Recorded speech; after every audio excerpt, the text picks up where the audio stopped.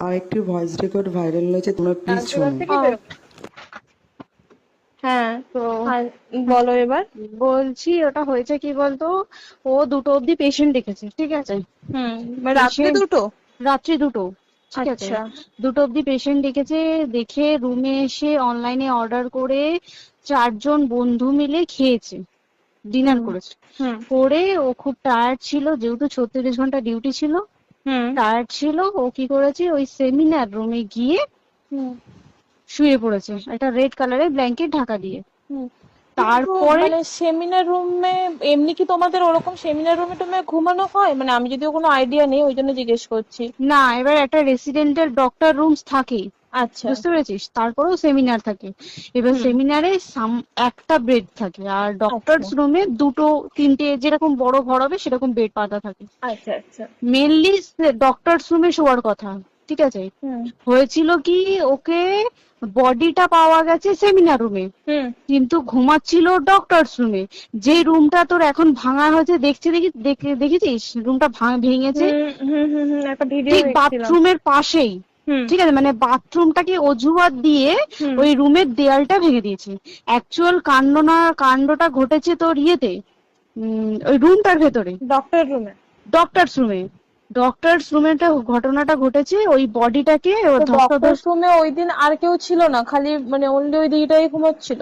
হ্যাঁ, এবার তোকে আমি বলি, অন কলে নিশ্চয়ই একজন থাকবে না, না। ওর জুনিয়র সিনিয়র মিলে থাকে। এমনকি থার্ড ইয়ার একজন থাকবে, সেকেন্ড ইয়ার একজন থাকবে, হুম প্লাস ফার্স্ট ইয়ারে ইন্টার্নশিপরা যারা থাকে তারা ইন্টার্নরা থাকে। হুম আর চেস্ট এমন একটা ওয়ার্ড হচ্ছে, কোভিড এর পর থেকে প্রায় হামেশাই সবার শ্বাসকষ্ট হচ্ছে, মানে আসছে মানেই শ্বাসকষ্ট হচ্ছে।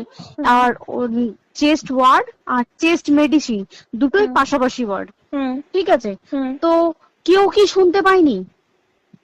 কেউ শুনতে পায়নি। ওটাই তো আমি ওই দিনকে ওটাই ভাবছিলাম এবার যে। দেখ, ধস্তাধস্তি করাতে একটা নিশ্চয়ই চিৎকার হয়, একটা ভাইলেন্ট হয়, হুম হুম বুঝতে পেরেছিস। হুম তারপরে আবার কি, যে 4জন ওর সাথে খেয়েছে তারা কোথায়, তারা কেন মিডিয়ার সামনে আসছে না? হুম। তাই ঠিকই তো, তো। তারা কেন আসছে না? তোমার ওই দিন ডিউটি ছিল না রাতে? ওই দিনকে আমি নাইটে ডিউটি করছিলাম, আচ্ছা। আমি নাইটে ডিউটি করে এসেছি, আমার লাস্ট নাইট ছিল। তো হুম আমার তো 3 দিন নাইট থাকে, তিন হুম দিন নাইট থাকার পর লাস্ট নাইট ছিল, লাস্ট নাইটের পর বুধবার আমার লাস্ট নাইট, বুধবার রাতে ঘটনাটা ঘটেছে। হুম আমি বাড়িতে এসেছি, রীতিমতো বাড়িতে এসে শুয়ে পড়েছি। 3টের সময় আমার কাছে ফোন এসছে যে সবাইকে ডেকে পাঠিয়েছে, ইমিডিয়েট আয়। হুম। তখন গিয়ে দেখি আরজি করে এই অবস্থা, পুরো গোটা হাসপাতালকে ডেকে পাঠিয়েছিল। গিয়ে দেখি পুলিশ ছয়লা, মানে। আর ওকে যেভাবে, আমি তো বডিটা দেখেছি রে, মানে আমাদের এখনো পর্যন্ত চোখ থেকে নামছে না। রীতিমতো মনে হচ্ছে মেয়েটা যেন আমাদের পাশে পাশে ঘুরছে, হুম একদম হুম হুম এরকম, মানে মানে অদৃশ্যমান, মানে আমরা এরকম ভাবতে পারছি না যে এরকম ভূত হুম থাকে বা একটা স্পিরিট থাকে বা কিছু। এখন আমরা বুঝতে পারছি না ওর আত্মাটা এখনো ঘুরছে আমাদের আশেপাশে। দেখ, ওর আমার তলাটা নাকি তো, ওর থেকে ও থাকে 4তলা ঘটনাটা ঘটেছে ঠিক 2টো ফ্লোর নিচেই আমি থাকি, আমার আচ্ছা। রুমটা, ঠিক আছে। কিন্তু তাও আতঙ্কে আমরা মানে একদম স্তব্ধ হয়ে গেছে আরজিকরটা। কিন্তু ব্যাপারটা হচ্ছে, তাহলে ডক্টর রুম থেকে ওকে সেমিনার রুমে নিয়ে যাওয়া হয়েছে? হ্যাঁ, অবশ্যই নিয়ে যাওয়া হয়েছে। এবার দেখ, নিয়ে যাওয়া হয়েছে, ওকে যেভাবে মারা হয়েছে এটা একার পক্ষে সম্ভব অসম্ভব, না দিস একদম। Is a impossible. পুরোপুরি গ্যাং রেপ ছাড়া কোনো কিছু নয়। আর শুধুমাত্র রেপ নয়, রেপ হলো, করলো, ছেড়ে দিল, ঠিক আছে, ওকে রীতিমতো মার্ডার করেছে। মানে মানে হিসেব মতো যা বুঝছি মানে তোমার কথাতে, হ্যাঁ, ওটা হচ্ছে ওর ওই বন্ধু বান্ধব মেবি ইয়েস, জড়িত। এক্স্যাক্টলি। হয় ওর বন্ধু বান্ধব কেউ, ঠিক আছে, মানে 4জনের মধ্যে কেউ, আইদার ওকে এমন কিছু করতে বলতে। দেখ, বড় বড় কোম্পানিতেও তো এরকম হয়, মানে হুম হয় তুমি আমার সাথে কম্প্রোমাইজ হুম করো, নয় হুম তুমি হুম চাকরি হুম ছেড়ে চলে হুম যাও, হুম হুম হয় তো। হুম হুম এ- এখানেও সেরকম কিছু একটা হয়েছে। যাকে যে ক্রাইম করেছে সেও কিন্তু নর্মাল ডক্টর নয়, কিন্তু সেও একটা ভালো পোস্টে র্যাঙ্ক করছে, বুঝতে পেরেছিস। তবেই কিন্তু পুরো ব্যাপারটাকে হসপিটাল চেপে যেতে চাইছে, পুরো ব্যাপারটাকে। তাহলে এই সিভিক যে ও কোথা থেকে আসছে? এবার তোকে আমি বলি ওটা কোথা থেকে আসছে।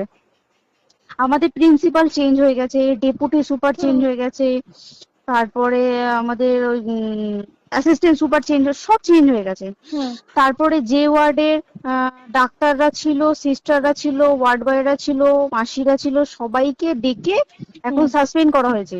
তারা কোথাও যেতে পারবে না, রোজ গিয়ে কোর্টে গিয়ে দেখা করছে। আজকেও কোর্টে গেছিল সবাই। হুম তারপরে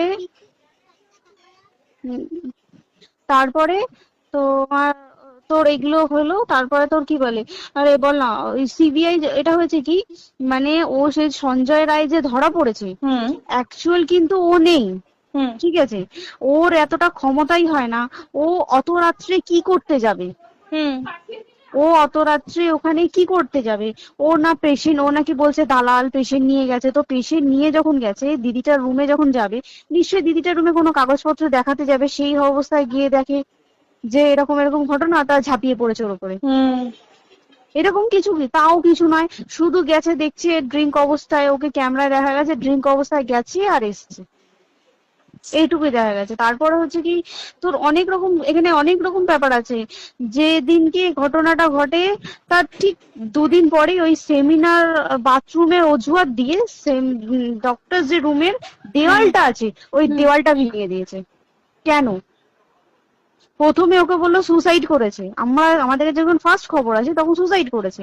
হুম তারপরে যখন হসপিটালে যাই তখন গিয়ে শুনছি নাকি না, সুসাইড করেনি, এটা রেপ করেছে, রেপ করে মার্ডার করা হয়েছে।